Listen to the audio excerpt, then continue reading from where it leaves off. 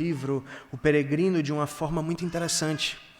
O autor descreve o personagem principal, que é chamado de cristão após ler a Bíblia, percebendo que ele era um homem mundano, que ele era inimigo da cruz de Cristo.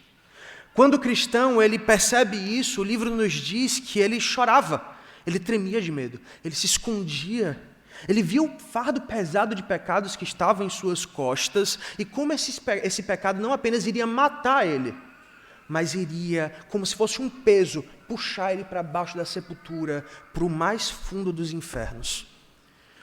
Como se a gente estivesse na água e amarrado por um peso. Assim era esse fardo de ser um homem mundano, de ser um inimigo da cruz de Cristo. Então o livro diz que o choro e a angústia desse homem começava a aumentar e não parava. Ele ficava isolado em seu quarto, orando e procurando resposta. Noites mal dormidas se tornaram constantes na vida do cristão. E um dia ele encontra com um pregador do Evangelho com as Escrituras na mão. Desesperado, ele indaga: o que devo fazer para ser salvo? Você que está com o livro na mão, o que eu devo fazer para ser salvo?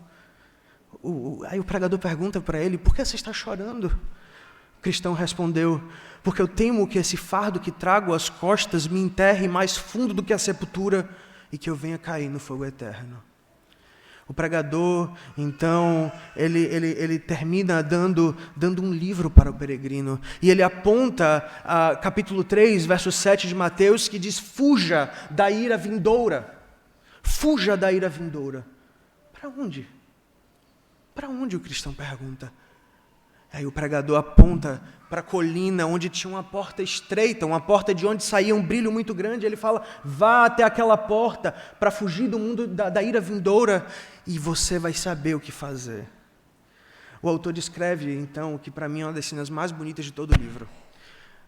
Cristão ouvindo isso, assim que ele ouve isso, ele ouve as instruções do pregador, então ele começa a correr em direção à porta.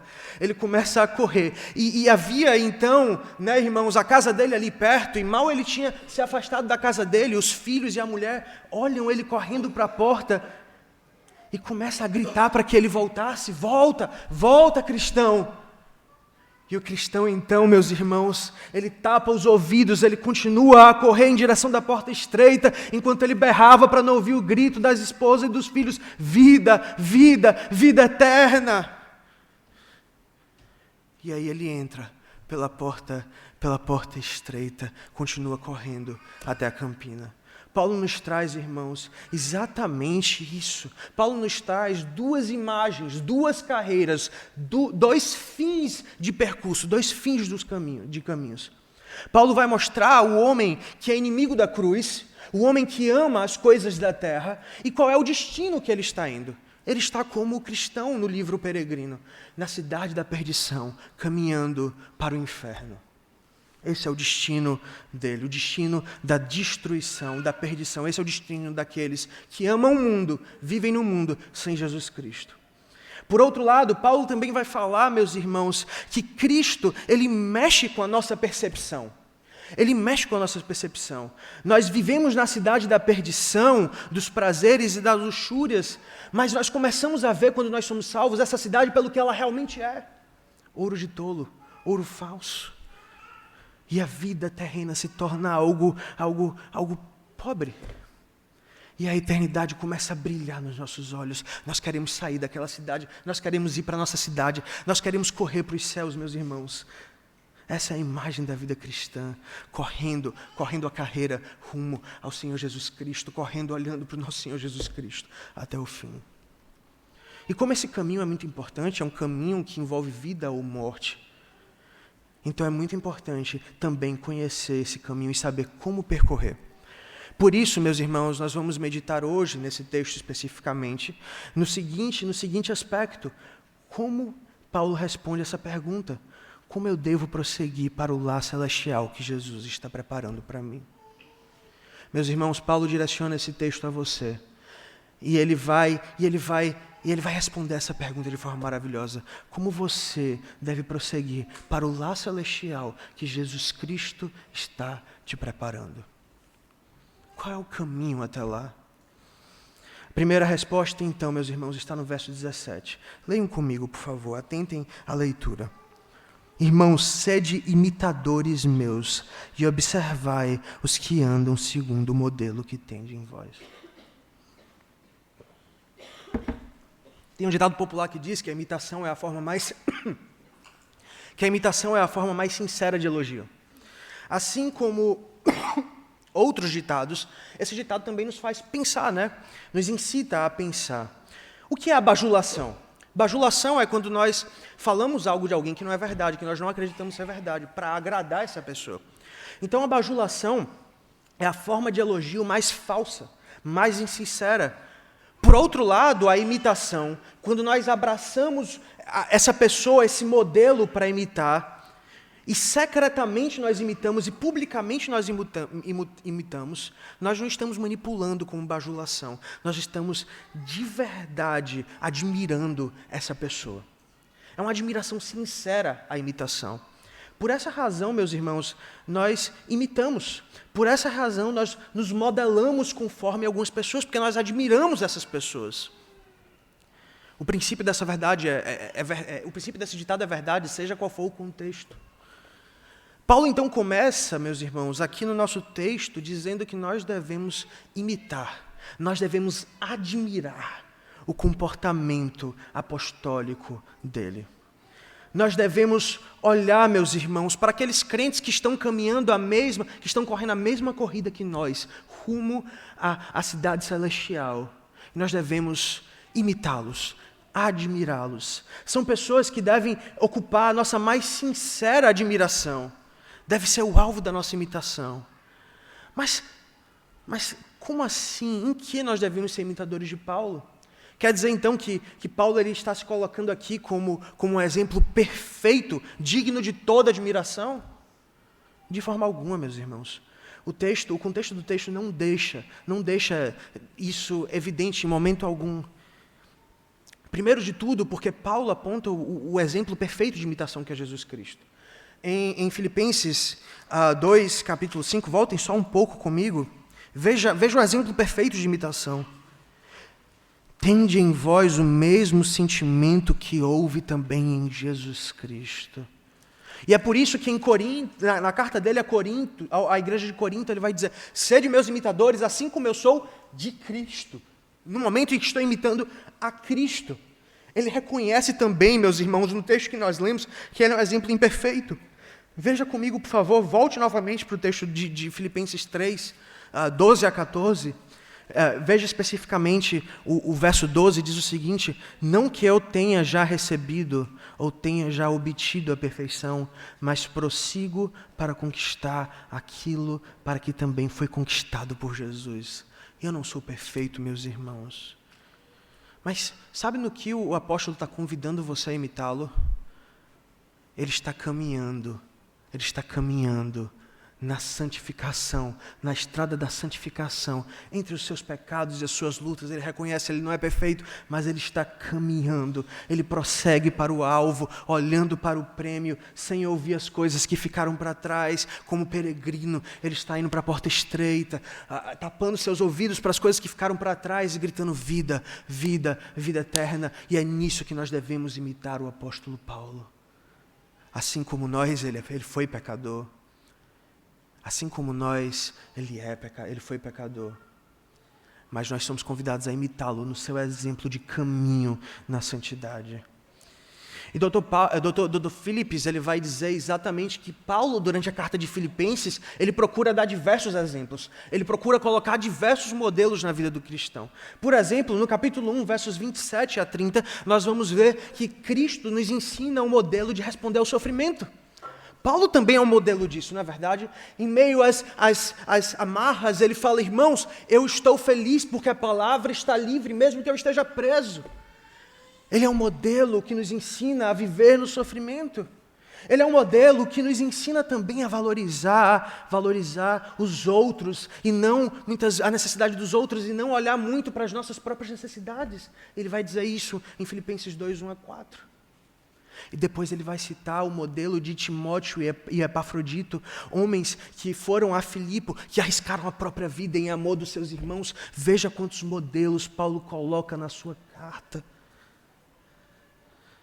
Paulo também, ele é um modelo, meus irmãos, de não acreditar na própria justiça, de não confiar na própria justiça. Nós vimos isso logo no texto de Filipenses 3, 1-11, meus irmãos. Ele vai dizer que a segurança dele não está na justiça dele, não está nas obras que ele faz. Ele é um exemplo também nisso. Ele nos ensina que o tesouro inestimável não são as nossas obras, mas é ganhar Cristo Jesus. Finalmente, meus irmãos, Paulo também é um exemplo de maturidade.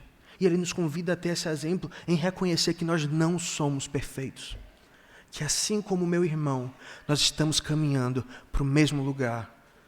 Nós somos pecadores caminhando rumo à santificação, à santidade. E é exatamente isso que Paulo coloca aqui, meus irmãos. Imitem-me, pensem como eu penso, façam o que eu faço, busquem o que eu busco, no momento em que estou caminhando para a terra celestial junto com vocês. Paulo nos chama para imitar a sua vida e a sua fé, da mesma forma que ele busca a Jesus Cristo. Agora ainda, meus irmãos, ele vai dizer que os nossos olhos não devem estar somente sobre Paulo. Nossos olhos também devem estar sobre a igreja. Vejam comigo como continua o verso 17, diz o seguinte: irmãos, sede imitadores meus, observai os que andam segundo o modelo que tendes em nós. O nosso Senhor sabia do poder do exemplo, meus irmãos, e é por isso que Ele nos coloca numa comunidade de crentes, que estão caminhando juntos, rumo ao destino final. Nós somos uma comunidade de pecadores, mas também em Cristo redimidos, santos, perfeitos em Cristo. E então nós damos pela graça frutos da redenção, frutos da salvação. E então Cristo nos permite, Deus nos torna bons exemplos. E nos coloca entre bons exemplos. Infelizmente, irmãos, o mundo entende esse poder, enquanto nós cristãos muitas vezes não entendemos. O mundo entende o poder dos bons exemplos. A mídia entende o poder que um exemplo tem na sociedade, meus irmãos. Nós imitamos ainda sem querer. Nós somos seres imitadores e nós imitamos, meus irmãos. Talvez nós começamos a usar as roupas de uma pessoa que está em evidência, que nós admiramos, ou falar as falas que eles falam, contar as piadas que eles contam, usar os mesmos termos, e assim tão sutilmente nós estamos imitando. A mídia sabe disso. E é por isso, meus irmãos, que a estratégia de Satanás também envolve colocar na sociedade exemplos ruins. Olhe para os filmes infantis. Não sejam inocentes, irmãos. Homossexualismo, falta de educação para com os pais, rebelião. Filmes que os objetivos principais é pregar a falta de respeito aos pais. É normalizar a luxúria. Novelas, meus irmãos, que por tanto tempo estavam nas casas dos brasileiros, que louvam, que exaltam a traição. A mídia entende, o mundo entende o poder que tem um exemplo. E você também tem que entender, sabe por quê? Porque seu filho precisa de exemplo. Porque você precisa de exemplos. E se você não buscar ele na igreja, e se você não incentivar que seu filho esteja buscando exemplos na igreja, ele vai buscar no mundo. E todas essas coisas, e todos esses exemplos que o mundo procura dar de maldade, de rebelião, vai ser os exemplos que ele vai seguir. É contraintuitivo para o mundo seguir o exemplo de Cristo. O exemplo de Cristo que diz: eu sou manso e humilde. O mundo gosta de ser grande, gosta de aspirar coisas grandes. Paulo então nos coloca na igreja. Paulo então nos coloca na igreja com esse objetivo, irmãos. Veja no texto, no versículo 19, vai dizer assim: sede meus imitadores e observai. O verbo aqui no grego, o verbo escopeu, é literalmente uma ação intencional, é uma ação cuidadosa, não é simplesmente assim, olhar a vida do irmão, é observar ativamente, não com um olhar descuidado, mas direcionado para a imitação. Igreja Presbiteriana da Aliança, vocês devem olhar ativamente para os seus irmãos, que seguem os exemplos dos apóstolos. Procurar intencionalmente esses exemplos vivos para ter padrão, para ter modelo. Mas claro que você deve saber que eles são pecadores falhos. Claro que você deve saber que os presbíteros, os diáconos, o pastor também são pecadores. O seu irmão mais maduro é pecador e vai ter coisas que você vê na vida dele que você vai identificar pecados. Mas Paulo não diz para olhar para isso. Paulo diz, observe atentamente os exemplos. Se você está sofrendo hoje, olhe para os irmãos que sofreram. Se você está em luto hoje, olhe para os irmãos que passaram por lutos terríveis. Olhe para esses exemplos de como eles continuam fiéis em Jesus Cristo, de como eles permanecem na fé. Se você viveu uma vida progressa de muita imoralidade, olha para aquele irmão que saiu do mesma lama que você e que hoje está firme no Evangelho. Se você se encontra muito sobrecarregado na criação de filhos, olhe para o irmão que cria filhos e que você tem como exemplo. Olha para aquele modelo dentro da sua igreja local. Se você é solteiro, solteira, olha para os seus irmãos que são solteiros e estão contentes em Cristo. São solteiros piedosos. Olhe para os seus irmãos mais velhos, olhe para os diáconos, olhe para o pastor, para os pastores, olhe para os presbíteros da igreja. Observa, escopeu atentamente, ativamente a vida desses homens. Dr. Hendrickson diz, olhe para irmãos que moram numa mesma casa. Não são eles parecidos? Você não acaba parecendo com o seu irmão que você mora na mesma casa em muitas coisas. Em muitas coisas, eles imitam uns aos outros, na verdade. Hendrickson diz, nós que vivemos na igreja somos irmãos e moramos na mesma casa espiritual. Devemos demonstrar que imitamos uns aos outros, seguindo o modelo de Jesus Cristo, no falar, no pensar, no agir. Não falta exemplos na Igreja Presbiteriana da Aliança. Não falta exemplos. Imitemos então, irmãos, no que é santo, bom e agradável, uns aos outros. Aprendamos uns com os outros. Aprendamos, acima de tudo, com o exemplo dos apóstolos, com o exemplo de Cristo Jesus, mas também olhemos atentamente e ativamente uns aos outros. Então, irmãos, respondendo a pergunta que eu coloquei logo no início, como eu devo prosseguir para o lar celestial que Jesus está preparando para mim? A primeira resposta é prosseguindo, imitando os cristãos fiéis, versículo 17. Então, versículo 18 e 19, nós vamos ver a segunda resposta, que é prosseguimos evitando colocar os nossos corações nas coisas da terra. Diz assim o verso. Atentem comigo para o verso 18 e 19. Pois muitos andam entre nós, dos quais repetidas vezes eu vos dizia, e agora vos digo até chorando, que são inimigos da cruz de Cristo. O destino deles é a perdição, o Deus deles é o ventre, a glória deles está na infâmia, visto que se preocupam com as coisas terrenas. Por que se preocupam com as coisas terrenas? Percebam, irmãos, que os inimigos da cruz de Cristo aqui são aqueles que se preocupam com as coisas terrenas. Eles adoram os seus ventres, adoram a sua má fama. Eles são inimigos declarados porque se preocupam com as coisas da terra. O relacionamento do ser humano com a terra sempre foi muito intrigante para a teologia, meus irmãos. Por todos os séculos, nós nos perguntamos como é que o homem deve se relacionar com as coisas da terra. Né? Nós nascemos na terra, vivemos na terra, depois do pecado nós até voltamos para a terra, nos movemos na terra. Mas Cristo fala que quando nós nascemos de novo, nós nascemos de novo em Cristo e não mais na terra. Nós vivemos e nos movemos em Cristo, Atos 17. Nós voltamos para Cristo. Então, como é que se relacionam as coisas espirituais e as coisas terrenas? Esse debate permaneceu por todos os séculos da história. E sabe por que é tão importante esse debate? Porque no verso 19 ele vai dizer, o apóstolo Paulo, que o destino dos homens que pensam nas coisas terrenas é a perdição. E no verso 21 vai dizer que os destinos do homem, que são celestiais, é a glória. Esse tópico é muito importante porque é um tópico de vida ou morte. É um tópico que leva à perdição ou um tópico que leva à glória. Dentro dessas discussões teológicas, meus irmãos, nós temos dois extremos muito grandes. Primeiro é o extremo católico romano, católico oriental. que prega de alguma forma que quanto mais afastado você está das coisas materiais, das coisas da terra, mais perto de alguma forma você está de Cristo.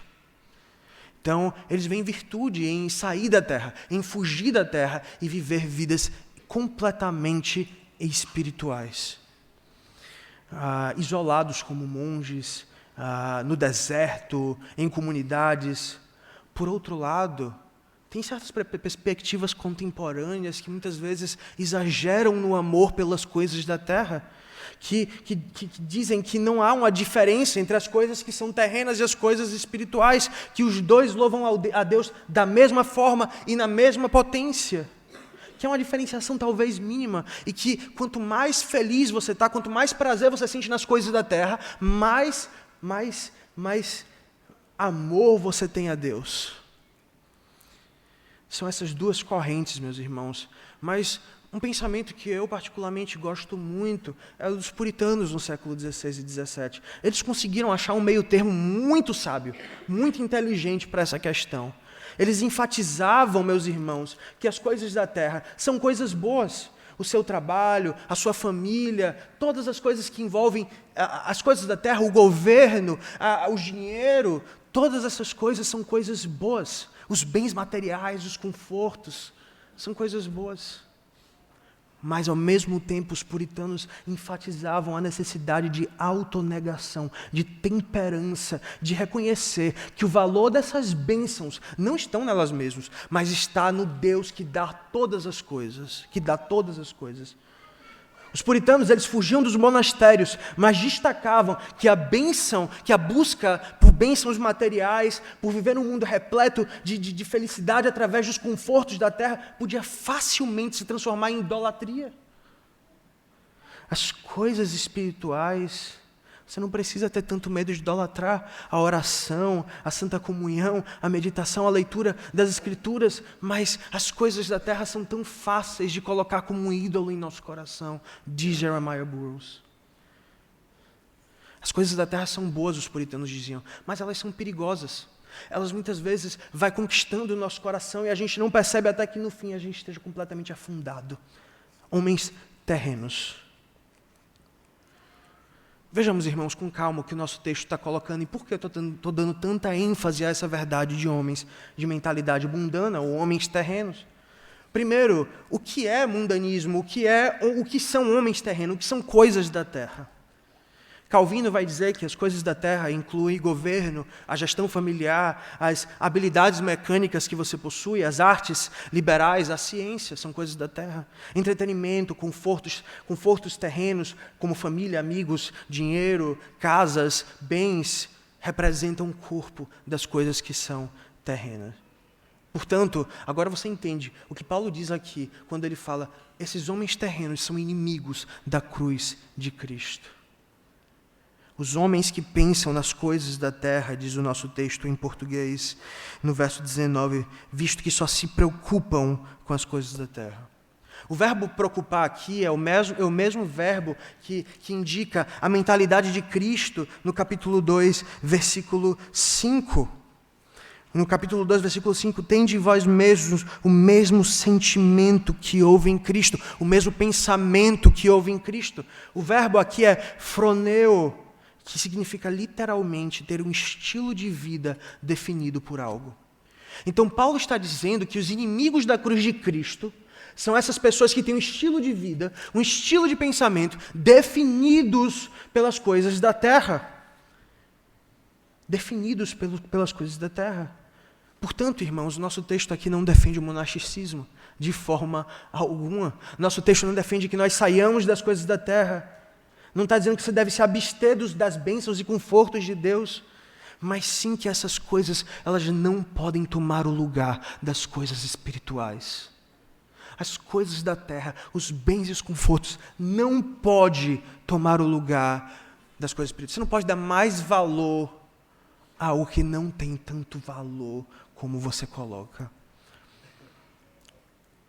As Escrituras nos ensinam sim a ter prazer nas coisas da terra. Você vai ver em 1 Timóteo, por exemplo, 4 a 5, e em 1 Timóteo 6, 17, o Paulo dizendo que as coisas da terra, elas são boas. são agradáveis. As coisas da terra, em 1 Timóteo 6:17, devem nos fazer também ter prazer. Nós devemos ter prazer naquilo que Deus nos dá. Richard Baxter chega a dizer que é um pecado não amar aquilo que Deus nos dá. É um pecado não amar aquilo que Deus nos dá.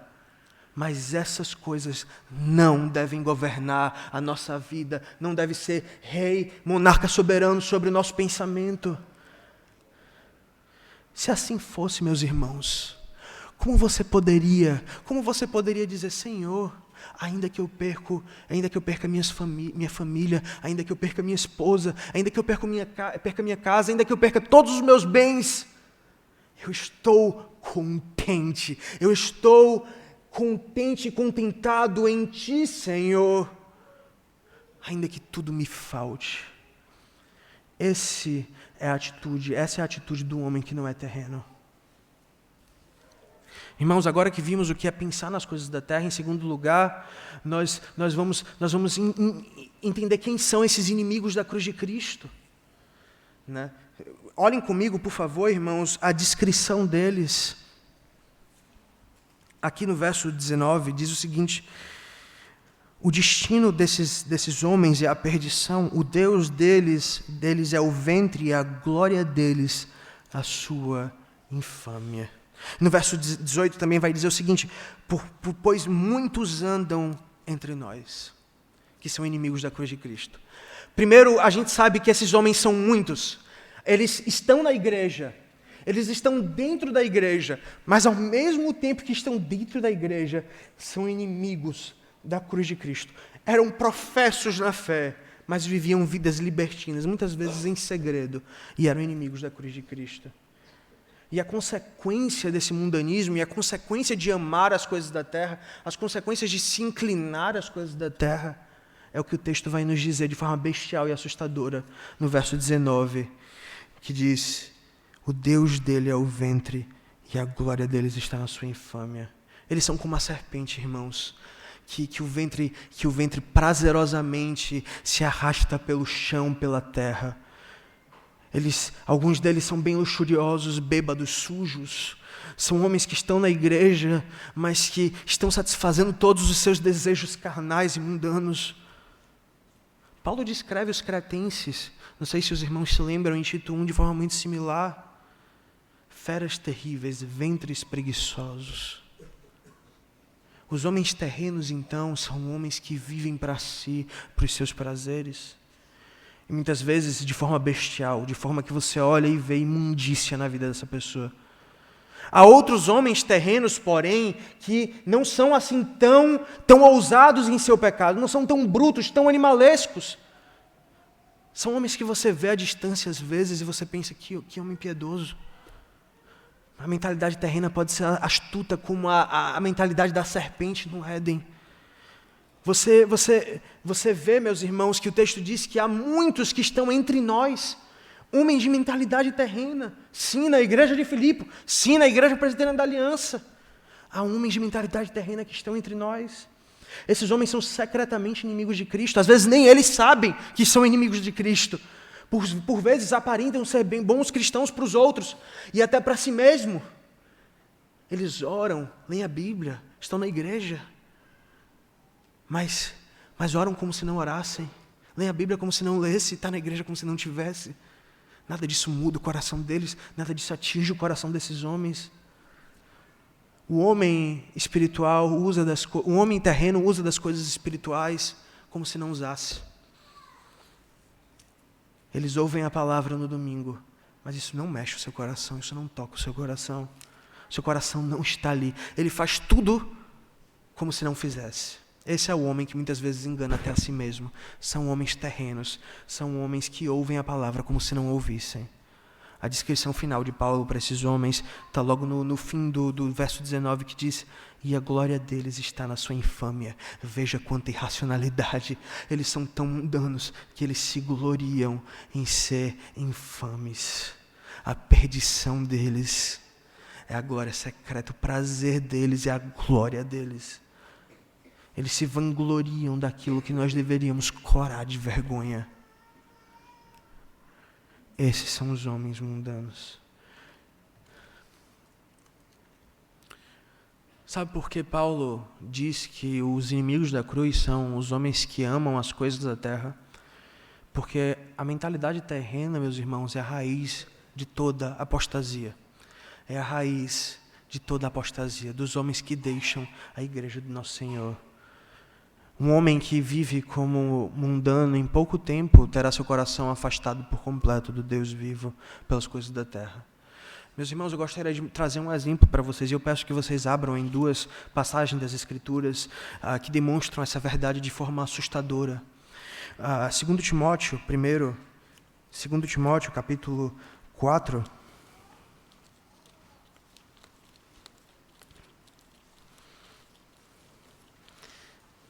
2 Timóteo, capítulo 4, verso 10.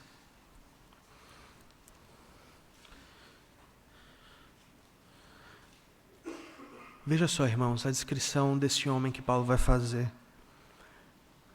Porque Demas, tendo amado o presente século, me abandonou. Ele amou o mundo, ele amou a terra e me abandonou. Foi para Tessalônica. Paulo revela aqui um homem chamado Demas. E o que fez esse sujeito ir para longe do apóstolo? Ele amou o presente século, ele amou o mundo. Vejam, irmãos, que em Colossenses, na verdade, desculpa, irmãos, Colossenses, capítulo 4, Colossenses 4, 14, nós vamos ver o apóstolo Paulo, antes desse episódio, falando o seguinte: saudai-vos, Lucas, o médico amado, e também Demas. Demas era um discípulo do apóstolo Paulo, um dos seus companheiros famosos cristãos. Aquele homem que Paulo recomendava aos outros homens. Era um homem que estava na igreja, era um homem que aparentava ser santo, mas era um homem que amava o século, amava o mundo. Demas andava com Paulo, pregava com Paulo. Mas teve uma hora que Demas parou, meus irmãos, e pensou: poxa, o pouco reconhecimento que eu estou recebendo aqui por andar com o apóstolo Paulo, não vale a pena essa vida de perseguição. Vai fazer com que eu perca meus confortos aqui na terra. Vai fazer com que eu seja famoso um pouco entre os crentes, mas eu não seja famoso na terra, que eu seja perseguido pelos meus irmãos judeus. Vai fazer com que eu perca minha vida confortável na terra. Demas, quando ele percebe isso, ele agradece ao apóstolo Paulo pela companhia e parte para longe. Não havia mais razão mundana para seguir a Paulo. Você que é mundano, que está na igreja hoje, você está porque é bom para você. Você está porque agrada a você. Você está porque faz bem para o seu coração mundano. Mas a partir do momento que a igreja parar de fazer bem para o seu coração mundano, você vai ser o primeiro a se retirar. Lucas é descrito como médico amado de Deus em Colossenses 14. Demas nunca foi amado. Nem por Deus, nem por Paulo. Parecia um cristão, até para ele mesmo, mas era um lobo. Verdade, meus irmãos, é que antes desses homens apostatarem da fé, eles começam a dar sinais. Antes de se afastarem por completo de Cristo, eles manifestam desgosto naquilo que é espiritual e começam a amar o seu status aqui na terra. Os espíritos desses homens apóstatas, eles vão se tornando cada vez mais terrenos, cheirando cada vez mais a terra. E o hálito vai ficando cada vez mais terreno, meus irmãos, a ponto de ficar aquela pessoa que se torna quase insuportável de ficar do lado, de tão fedido que está de terra. Cada vez mais terreno, até que a terra cobre por completo e ele morre.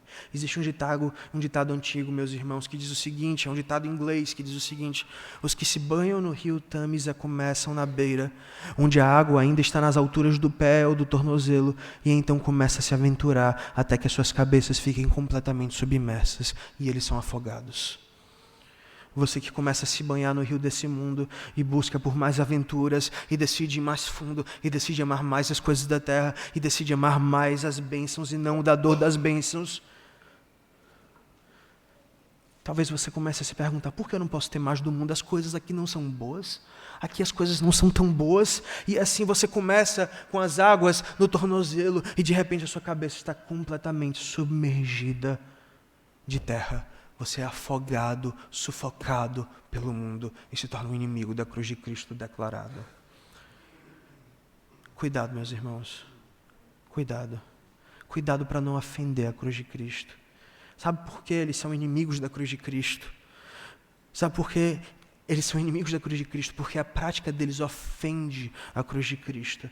A humildade, o domínio próprio, a obediência são características da cruz de Cristo, dos amigos da cruz de Cristo.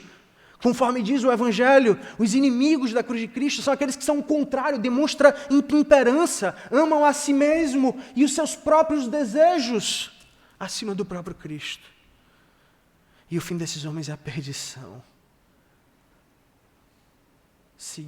Começa seguindo a si mesmo e no final caminham para o inferno. Paulo, como um pastor amoroso, ele olha para essa situação com tristeza. O texto nos diz que ele chora. Ele olha para aquelas suas ovelhas, daquelas igrejas que ele plantou e ele chora.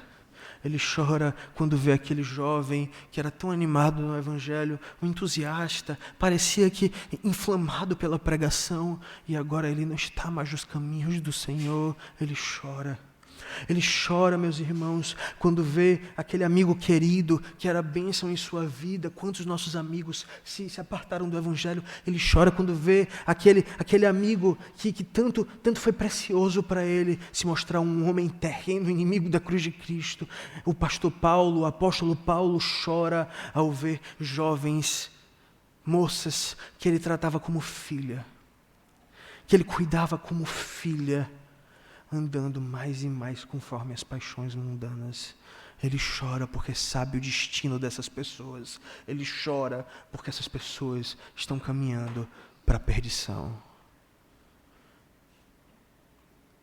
Irmãos, como eu devo prosseguir no caminho celestial que Cristo, para o lar celestial que Cristo preparou a mim? Primeiro, devo prosseguir imitando os fiéis. E segundo, devemos prosseguir evitando colocar o nosso coração nas coisas do mundo, porque são traiçoeiras. Caminhando para o último ponto, que é o menor dos pontos. Veja só comigo, irmãos, os versos 20 e 21. Pois a nossa pátria está nos céus.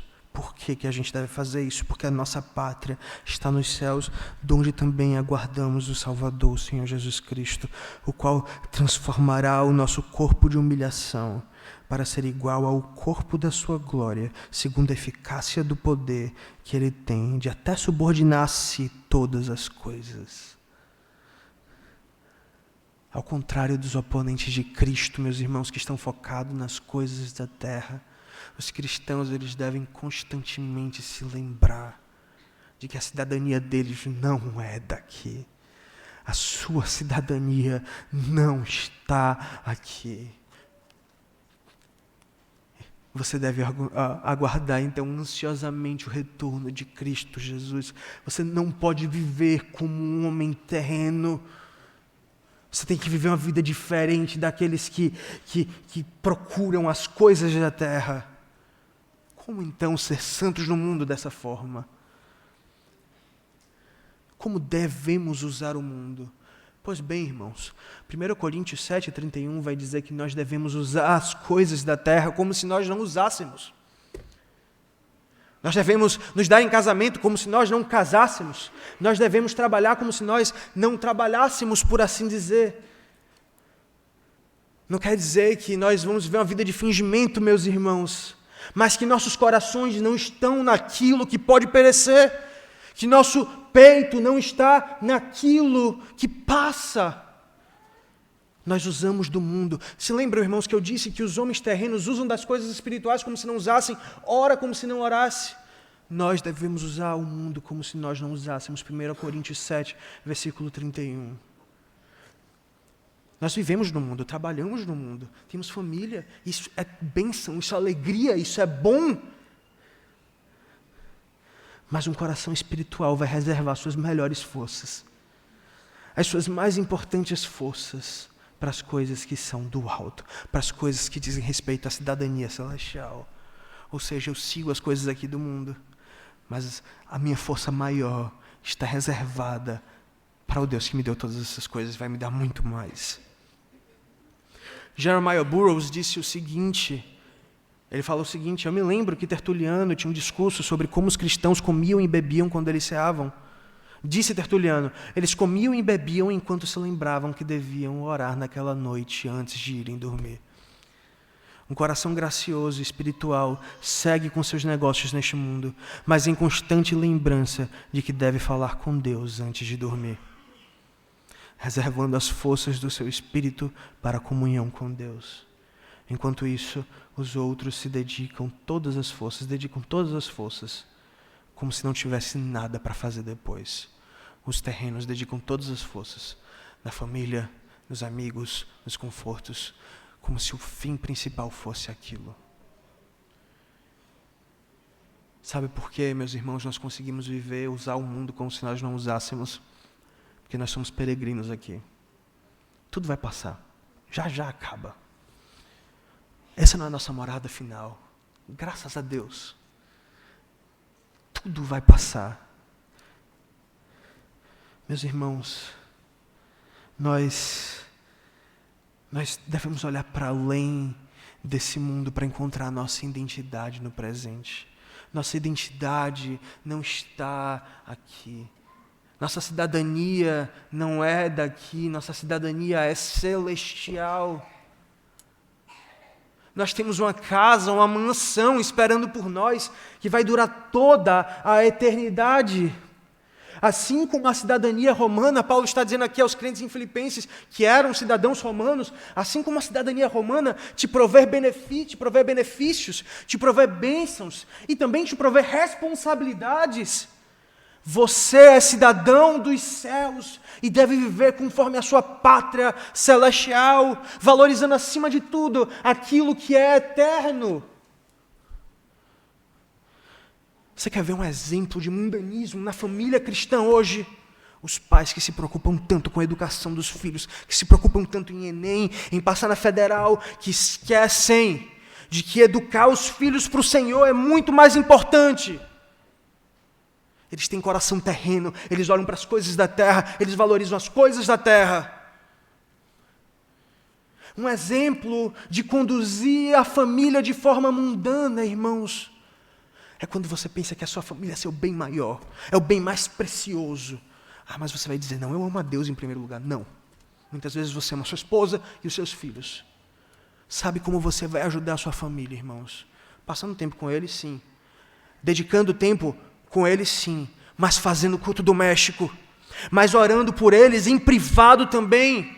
A sua família depende da sua santidade também. Ele precisa ter um exemplo em casa. Nós moramos na terra, mas vivemos como cidadãos celestiais. As coisas mais importantes são as coisas eternas.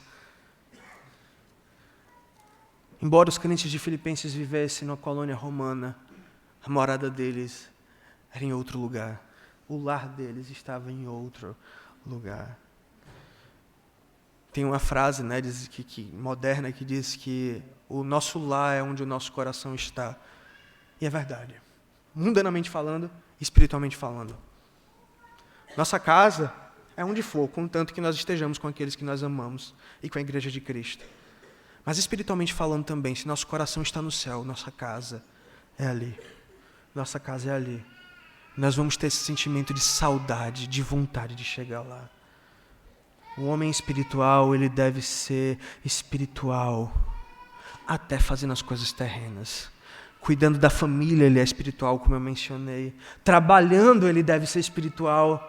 Ele não trabalha pelo trabalho, ele não trabalha simplesmente para enricar, ele não trabalha porque ele é um coach moderno e ele vai querer enricar, investir nisso e naquilo. Ele trabalha para a honra e glória do Senhor Jesus Cristo. Ele trabalha porque o Senhor Deus manda trabalhar, e quando ele faz isso com dedicação, ele louva ao Senhor com as coisas da terra. O homem espiritual usa o dinheiro de forma espiritual. O dinheiro é uma bênção quando é usado de forma espiritual. Quando você vive uma vida de frugalidade, uma vida de gastos necessários, investimento na igreja, investimento em missões, investimento nas missões da sua igreja, investimento no reino de Deus. E por fim, irmãos, Paulo vai terminar aqui a argumentação e assim também concluo, falando aqui no verso 20, o que nós aguardamos quando nós temos esse passaporte, essa cidadania celestial. Veja o verso 20.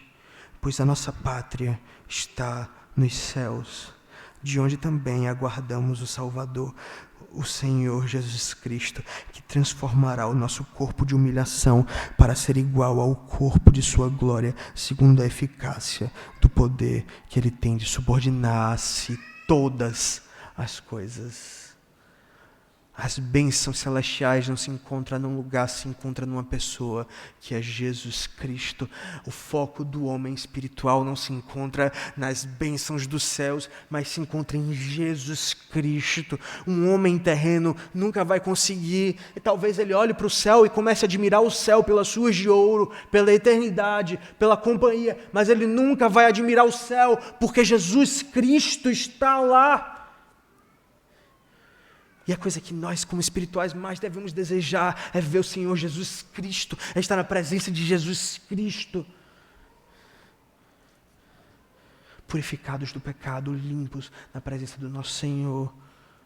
O que traz a alegria da cidadania celestial é o fato de que o Senhor Jesus Cristo vai estar presente conosco, e nós aguardamos ansiosamente o nosso Senhor Jesus Cristo. Nós aguardamos ansiosamente o Senhor Jesus Cristo. E vale a pena cada segundo aguardado. Cada segundo de santidade, de amor, vale a pena. Por fim, meus irmãos, o texto vai dizer que enquanto nós aguardamos Jesus Cristo, Ele volta e Ele vai glorificar os nossos corpos. Diz assim o verso 21, o qual transformará o nosso corpo de humilhação para ser igual ao corpo da sua glória, segundo a eficácia do seu poder, que ele tem até de subordinar-se todas as coisas. É isso que te espera no futuro, homem celestial. É isso que te espera no futuro, homem que tem cidadania celestial.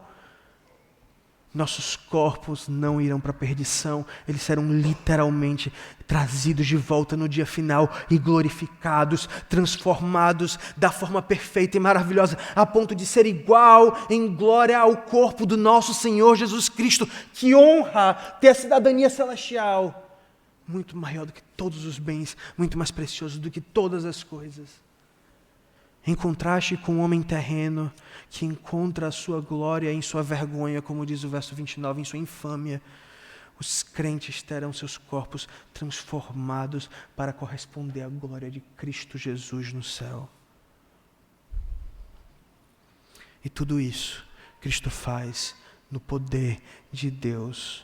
O poder de Deus, diz o fim do verso 1, segundo a eficácia do poder que Ele tem de até subordinar-se todas as coisas. O Deus poderoso que criou todas as coisas, o Deus que subordina a Ele mesmo todas as coisas, o Deus que faz com que toda língua confesse, todo joelho se dobre diante dEle, é esse o Deus, é esse o poder que te santifica, é esse o poder que te sustenta na sua caminhada, é esse o poder que te leva em segurança ao seu lar celestial, é esse o selo e a garantia de que o seu corpo será glorificado, é essa a sua cidadania, crente. Você mora aqui, mas por enquanto, você vai para o céu pelo poder de Deus, pelo poder do Senhor e não pelos seus próprios braços. Finalizando, irmãos, como posso prosseguir para o lar celestial em segurança? Prosseguindo imitando os crentes fiéis, verso 17. Prosseguindo, evitando colocar os nossos corações nas coisas terrenas, versos 18 e 19. E por fim, prosseguimos confiantes na consumação da obra de Jesus Cristo, verso 20 e 21. Eu termino com essa pergunta. Como está seu coração correndo rumo ao alvo? O prêmio da soberana vocação que está em Cristo Jesus. Será que a atitude a sua é a mesma do personagem cristão no livro Peregrino? a de largar todas as coisas, de não olhar para trás, tapar os ouvidos com os dedos, e implorar, berrar pela sua vida. Quando um crente ele se encontra não mais aguardando ansiosamente a sua morada celestial, provavelmente isso se dá porque nós nos tornamos muito confortáveis com as coisas da terra. Isso é um sinal grave de que você deve se voltar hoje ao Senhor, de que você deve correr das coisas desse mundo, correr a soberana e santa vocação que o Senhor te chama para correr e viver vidas usando as coisas da terra como se não usasse, usando as coisas da terra como conduintes para a glória do Senhor e não como fins em si mesmo. Oremos então, irmãos, rogando essas bênçãos ao nosso Deus. Senhor, nosso Deus, nós peregrinos somos, Senhor Deus, nessa terra, a cidade da destruição que será completamente destruída, Senhor Deus. Nós não queremos, Senhor Deus, que o peso dos nossos pecados, Senhor Deus, que o peso do nosso mundanismo nos leve para baixo, nos puxe e nos jogue no inferno, Senhor Deus. Nós rogamos que o Senhor esteja renovando a nossa mente, tirando desse século, Senhor Deus, presente século, Senhor Deus, que o Senhor esteja renovando nossa mente, Senhor Deus, nos fazendo amar mais do que tudo as coisas espirituais. Que a oração seja mais importante do que uma conversa, Senhor Deus. Que o culto seja mais importante do que qualquer outra coisa, Senhor Deus, em nossas vidas. Que o domingo seja o dia mais importante da semana. Que o nosso coração consiga viver como um coração espiritual. E que quando for para nós vivermos as coisas da terra, Senhor, que nós possamos viver elas espiritualmente. Que nós podemos amar a nossa família, mas amar mais ainda, encaminhar nossa família para o Senhor Jesus.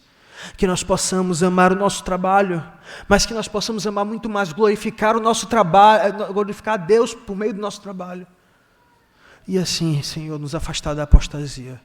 Em nome de Cristo Jesus nós oramos. Amém.